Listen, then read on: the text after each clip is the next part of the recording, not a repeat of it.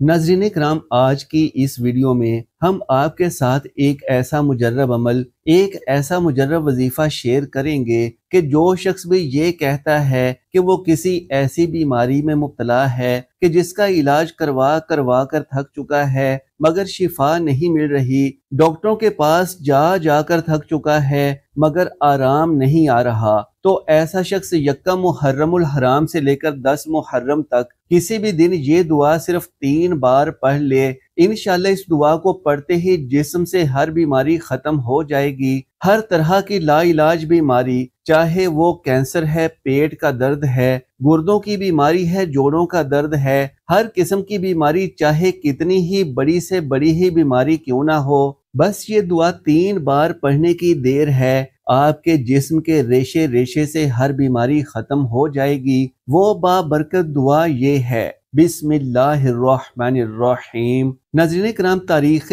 आलम का वर्क इंसान के लिए इबरतों का मुरक्के है। तारीख़ इंसानी जुल्म सितम की दास्तानों से भरी पड़ी है। इन्हीं दास्तानों में से एक वाक़या मैदान करबला में हज़रत इमाम हुसैन रज़ी अल्लाह तआला अन्हु की मज़लूमाना शहादत का भी है। कहा जाता है कि जब से अल्लाह सुब्हाना व तआला ने इस कायनात को वजूद बख्शा है, उस वक्त से लेकर आज तक, बल्कि क़यामत की सुबह तक कोई ऐसा वाक़या रूनमा हुआ है ना होगा कि जिस पर खुद तारीख़ इंसानी को भी रोना आ गया हो। 1400 साल पहले पेश आया ये दर्दनाक वाक़या हर बार सुनने के बाद ऐसा महसूस होता है जैसे कल का वाक़या है। जब जब ये दर्दनाक वाक़या सुना जाता है, इंसानी आंखों को खून के आंसू रोने पर मजबूर कर देता है। प्यारे मुसलमान भाइयों और बहनों, यक्का मुहर्रमुल हराम से लेकर 10 मुहर्रम तक जो कुछ भी हुआ वो सब कुछ बताने से पहले ये जान लीजिए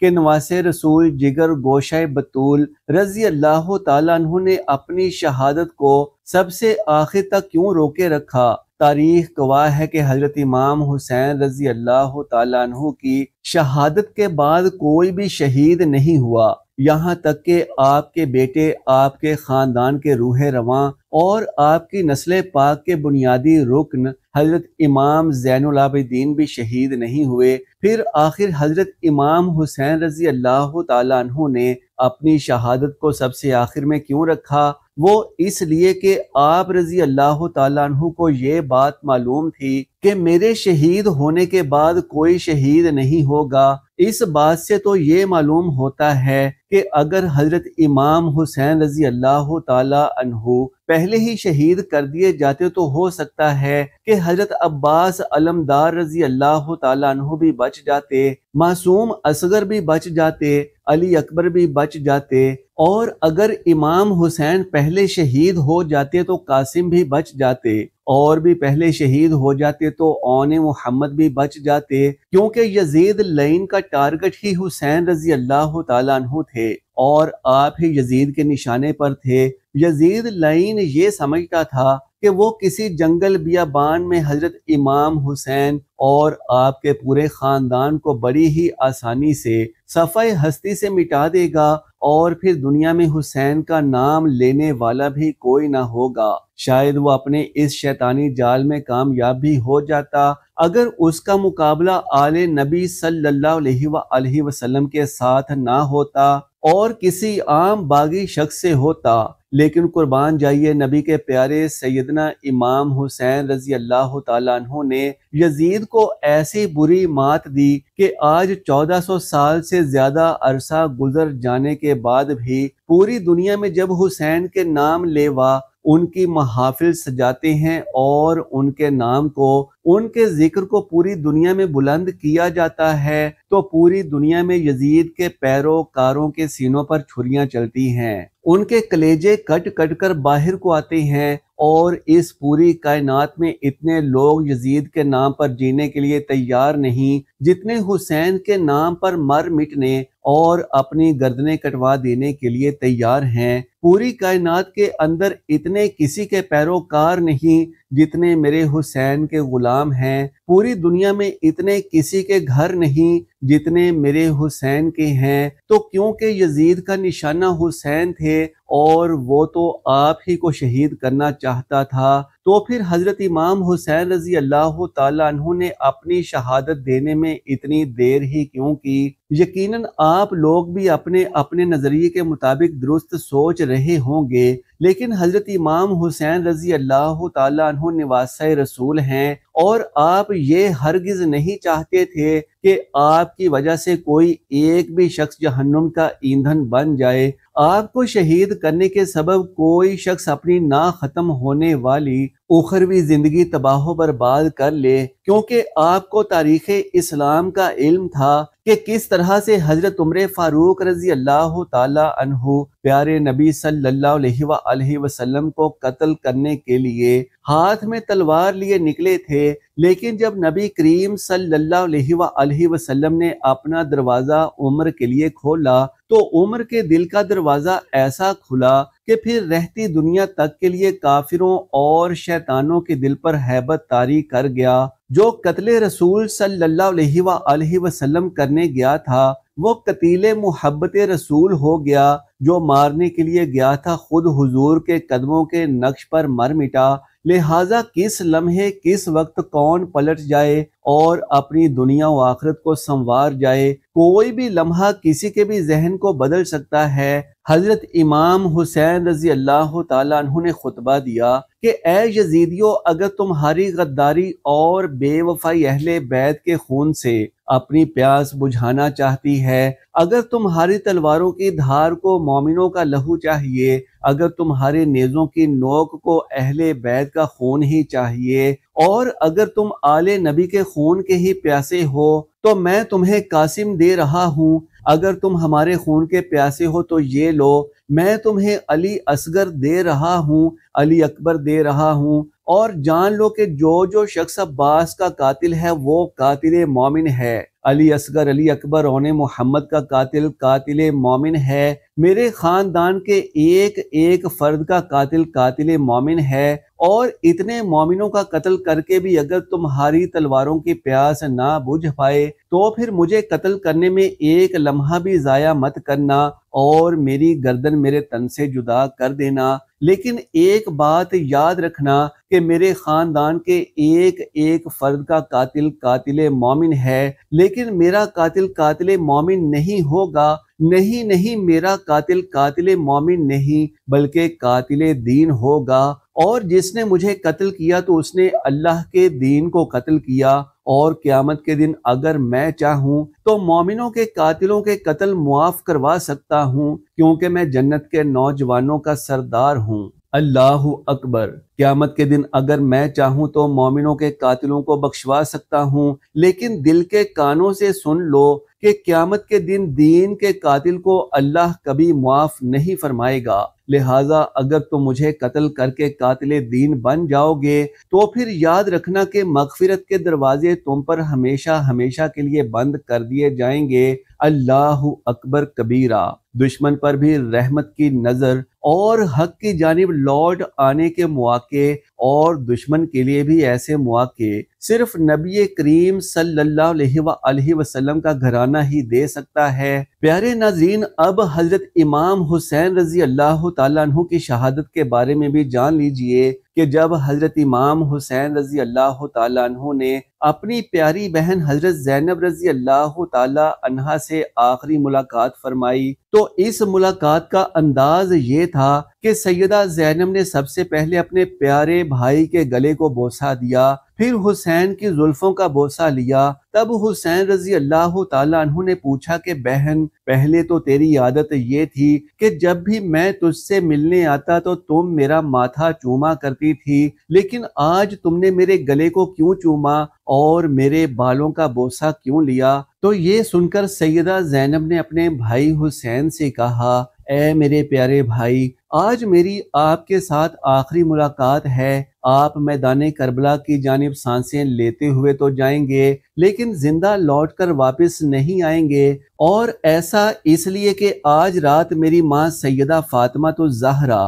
میرے خواب میں آئی تھیں اور فرما رہی تھیں کہ میری بیٹی آج اپنے بھائی کو دل بھر کر دیکھ لینا، اس کا گلا چوم لینا کہ امت اس کے گلے کو کاٹ ڈالے گی، اور بھائی کی زلفوں کا بوسہ بھی لے لینا، کیونکہ یہ زلفیں حسین کے خون سے لت پت ہو جائیں گی۔ اور یہ بھی فرما رہی تھی کہ اے میری بیٹی، تیرے اوپر مصیبتوں اور پریشانیوں کے پہاڑ ٹوٹ پڑیں گے، اس لیے کہ دنیا بڑی ظالم ہے، لیکن صبر کا دامن کبھی ہاتھ سے نہ چھوڑنا، کیونکہ اللہ تبارک و تعالی صبر کرنے والوں کا دوست ہے اور ہر وقت صبر کرنے والوں کے ساتھ رہتا ہے۔ محترم مسلمان ناظرین و سامعین، حضرت امام حسین رضی اللہ تعالیٰ عنہ نے میدان کربلا کی جانب رخ کیا، اور پھر یوں ہوا کہ علی کے شیر کی تلوار پورے میدان میں چھا گئی۔ پھر روئے زمین نے ایک ایسا منظر بھی دیکھا جب علی کی شجاعت، صدیق کی صداقت، عمر کی عدالت اور عثمان کی سخاوت حسین کے اوپر پہرا دے رہی ہو۔ حسین کی تلوار چلتی رہی اور یزیدیوں کے گلے کٹتے رہے، اور میدان کربلا میں یزیدیوں کی لاشوں کے ڈھیر لگتے رہے۔ پھر اچانک یزیدیوں میں بے چینی کی لہر پھیل گئی، اور یزیدی لشکر سوچنے پر مجبور ہوا کہ اعتراض ہی نہ بن جائے کہ ایک ہی شیر نے سارے کے سارے یزیدی لشکر کو واصل جہنم کر ڈالا۔ یزیدی لشکر میں خوف و ہراس پھیل گیا، اور وہ ہڑبڑا کر پیچھے کی جانب ہٹنے لگے تاکہ کوئی تدبیر بروئے کار لا سکیں۔ یزیدی حیران و پریشان تھے کہ وہ کون سی طاقت ہے جس سے وہ لڑ مر رہے ہیں۔ آخر امام حسین کی تلوار میں ایسی کیا طاقت ہے کہ 10 دن کی بھوک اور پیاس بھی اس طاقت کا کچھ نہ بگاڑ سکی، جوان بیٹے کی موت اس طاقت کو ہرا نہ سکی، ننھے اور معصوم بچوں کی شہادت اس تلوار کی طاقت کم نہ کر سکی، یزیدیوں کی پے در پے ظلم و بربریت اس تلوار کی طاقت کو مات نہ دے سکی، اور قریب ہی تھا کہ حسینی تلوار پیروں سے اکھڑے یزیدی لشکر کو راہ فرار پر مجبور کر دیتی کہ پھر وقت نماز ہو گیا، اور یکدم حسین رضی اللہ تعالیٰ عنہ کے ہاتھ میں لہراتی اور یزیدیوں پر قہر ڈھاتی تلوار خاموش ہو گئی۔ اللہ اکبر! کسی نے صدا بلند کرتے ہوئے کہا کہ اے حسین، آپ کی جان کو خطرہ ہے، دائیں دشمن، بائیں دشمن، آگے دشمن اور پیچھے بھی دشمن ہے، اپنی تلوار کو یوں ہی چلنے دیجئے، خدارا اس تلوار کو یزیدیوں پر قہر ڈھانے دیجئے کہ حسین ابن علی کی جان بہت قیمتی ہے۔ فرمایا نہیں نہیں، ایسا ہرگز نہیں، مانا کہ امام حسین کی جان قیمتی ہے، لیکن نماز کا وقت ہے اور نماز اس سے بھی زیادہ قیمتی ہے۔ اور پھر امام حسین کی تلوار تھم گئی، اور آپ اللہ تبارک و تعالیٰ کے حضور اپنے آخری سجدے میں مشغول ہو گئے۔ امام ابن علی نماز میں مصروف ہوئے تو یزیدیوں کی یزیدیت اور فرعونیت جاگ اٹھی، اور انہوں نے سوچا کہ اگر حسین نماز سے فارغ ہو کر واپس اٹھ کھڑے ہوئے تو کئی اور یزیدی واصل جہنم ہو جائیں گے، پھر بجلی چمکے گی اور قوت حیدر کرار کا جلوہ دیکھنے کو ملے گا، اور پھر خیبر شکن کا بیٹا یزید شکن بن کر ابھرے گا۔ تو ظالموں نے یہ فیصلہ کیا کہ سجدے سے اٹھنے سے پہلے ہی حسین کا سر تن سے جدا کر دیا جائے، اور پھر ایک دم سے زمین کانپ اٹھی، آسمانوں میں فرشتوں میں ہلچل مچ اٹھی کہ ایک لعین نے عین سجدے کی حالت میں حسین رضی اللہ تعالیٰ عنہ پر حملہ کیا۔ یہی وہ آخری سجدہ حسین تھا کہ جس میں حسین اپنے رب ذوالجلال سے عرض کر رہے ہیں کہ اے میرے مالک، میں تیرے فیصلے پر راضی ہو گیا ہوں، تیری جانب سے جو آزمائش ہے میں نے اس کو قبول کیا ہے، جو دکھوں اور مصیبتوں کے پہاڑ ٹوٹے میں نے ان کو قبول کیا ہے، میں نے اپنے معصوم بچوں سمیت اپنا تن من دھن تیری راہ میں قربان کر دیا ہے، اور یہ سب میں نے تجھے راضی کرنے کے لیے ہی کیا ہے۔ لیکن اپنی شہادت سے پہلے میں صرف یہ جاننا چاہتا ہوں کہ کیا میرا رب تبارک و تعالیٰ بھی میری اس قربانی پر راضی ہو چکا ہے؟ یہی وہ وقت تھا کہ جب زمین کانپ اٹھی اور آسمان تھرا اٹھا، اور ایک ظالم نے، ایک لعین نے جناب حسین رضی اللہ تعالیٰ عنہ کا سر تن سے جدا کر دیا۔ انا للہ و انا الیہ راجعون۔ ناظرین کرام، جان لیجئے کہ شہیدان اہل بیت اطہار کی عظیم الشان شہادتوں کے صدقے محرم الحرام کے پہلے 10 دنوں میں، یعنی یکم محرم الحرام سے لے کر 10 محرم تک، اللہ کی رحمتوں کا سمندر اپنے پورے جوش و جوبن پر ہوتا ہے۔ یہ 10 ایام کوئی عام اور معمولی ایام نہیں، بلکہ اسلامی تاریخ میں نہایت ہی خاص الخاص اہمیت کے حامل ایام ہیں۔ نہ صرف تاریخ عالم کا عظیم ترین شہادتوں والا واقعہ کربلا ان ایام سے مخصوص ہے، بلکہ تاریخ انسانی میں ایسے بہت سے عظیم الشان واقعات محرم الحرام سے منسوب ہیں کہ جن کے سبب ان ایام کی اہمیت و فضیلت کو چار چاند لگ جاتے ہیں۔ عبادتوں اور خصوصی دعاؤں کے نہایت ہی قیمتی ایام ہیں۔ ان ایام میں جو شخص بھی یہ بابرکت دعا پڑھ لے گا تو اس کے جسم کے ریشے ریشے سے ہر بیماری جاتی رہے گی۔ ہر طرح کی لا علاج بیماری، ہر قسم کی بڑی سے بڑی بیماری بھی اس کے جسم سے فوراً ختم ہو جائے گی۔ ایسا بیمار شخص جو اپنی بیماری سے عاجز آ چکا ہے، جسے ڈاکٹروں نے لا علاج قرار دے دیا ہے اور جس کے ذہن میں اب اس بیماری سے نجات کا کوئی طریقہ نہیں بچا، یعنی جو اپنی بیماری کے علاج سے مایوس ہو چکا ہے، تو وہ محرم الحرام کے ابتدائی 10 دنوں میں یہ دعا بار بار پڑھے اور کم سے کم 3 بار پڑھے تو اس دعا کی برکت سے اس کے جسم میں کوئی بھی بیماری باقی نہیں رہے گی اور ہر طرح کی قابل علاج یا لا علاج بیماری جڑ سے ختم ہو جائے گی انشاءاللہ۔ ناظرین کرام، اب آپ کو یہ بھی بتاتے ہیں کہ وہ بابرکت دعا کون سی ہے اور اس دعا کو کس طریقے کے ساتھ آپ نے پڑھنا ہے۔ جان لیجئے کہ آپ اس بابرکت عمل کو کسی بھی فرض نماز کے بعد بھی کر سکتی ہیں یا جب بھی آپ کے پاس ٹائم ہو آپ اس عمل کو کر لیجئے، یعنی اس عمل کے لیے کوئی بھی مخصوص وقت درکار نہیں ہے۔ آپ اس عمل کو 10 محرم سے پہلے دن کے کسی بھی حصے میں شروع کر سکتے ہیں اور پھر اس عمل کو تب تک جاری رکھنا ہے جب تک آپ کی بیماری مکمل طور پر ٹھیک نہیں ہو جاتی، یعنی مکمل صحت اور تندرستی کی بحالی تک آپ نے اس عمل کو جاری رکھنا ہے۔ انشاءاللہ اس دعا کی برکت سے نتائج آپ خود اپنی آنکھوں سے دیکھ لیں گے۔ ناظرین کرام، جان لیجئے کہ آپ نے اس عمل کے لیے سب سے پہلے باوضو ہو جانا ہے۔ باوضو ہونے کے بعد آپ نے سب سے پہلے 3 مرتبہ درود ابراہیمی پڑھ لینا ہے، یعنی جو درود نماز میں پڑھا جاتا ہے آپ نے 3 مرتبہ وہی درود پاک پڑھنا ہے۔ ایک مرتبہ ثواب کی نیت سے ہمارے ساتھ بھی پڑھ لیجئے۔ بسم اللہ الرحمن الرحیم، اللہم صلی علی محمد وعلی آل محمد کما صلیت علی ابراہیم وعلی آل ابراہیم انک حمید مجید، اللہم بارک علی محمد وعلی آل محمد کما بارکت علی ابراہیم وعلی آل ابراہیم انک حمید مجید۔ ناظرین کرام، جان لیجئے کہ 3 مرتبہ درود ابراہیمی پڑھنے کے بعد آپ نے یہ دعا پڑھنی ہے، یا من اسمہ دواء و ذکرہ شفاء بحق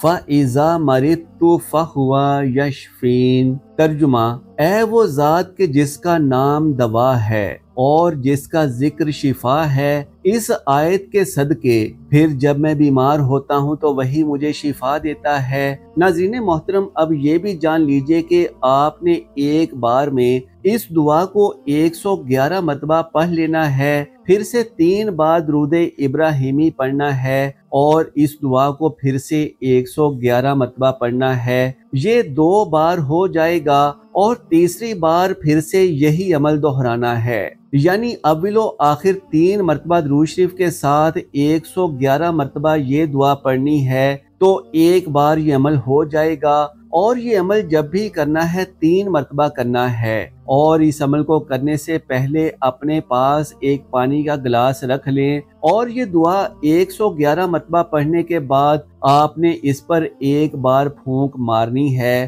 پھر سے عمل کرنا ہے اور پھر ایک بار پھونک مارنی ہے اور تیسری بار پھر سے یہی عمل کر کے تیسری مرتبہ پانی پر پھونک مار لینی ہے اور وہ پانی اپنے مریض کو پلا دینا ہے، یا پھر اگر آپ خود اپنے لیے عمل کر رہے ہیں تو یہ پانی خود پی لینا ہے۔ ناظرین کرام، یقین جانیے کہ یہ عمل اتنا بابرکت عمل ہے کہ اس کو کرنے کی دیر ہے کہ آپ کے جسم سے ہر بیماری پلک جھپکتے ہی ختم ہو جائے گی، جسم کے ریشے ریشے سے ہر بیماری دور ہو جائے گی۔ جان لیجئے کہ آپ نے یہ عمل یکم محرم الحرام سے 10 محرم الحرام تک کسی بھی وقت کر لینا ہے۔ اول تو ایک ہی بار یہ عمل کرنے سے بیماری سے شفا مل جائے گی، لیکن اگر کچھ بیماری کا شائبہ رہ جائے تو اس عمل کو تب تک جاری رکھیں جب تک آپ مکمل طور پر شفا یابی سے مطمئن نہیں ہو جاتے۔ انشاءاللہ تبارک و تعالی اس عمل کی برکت سے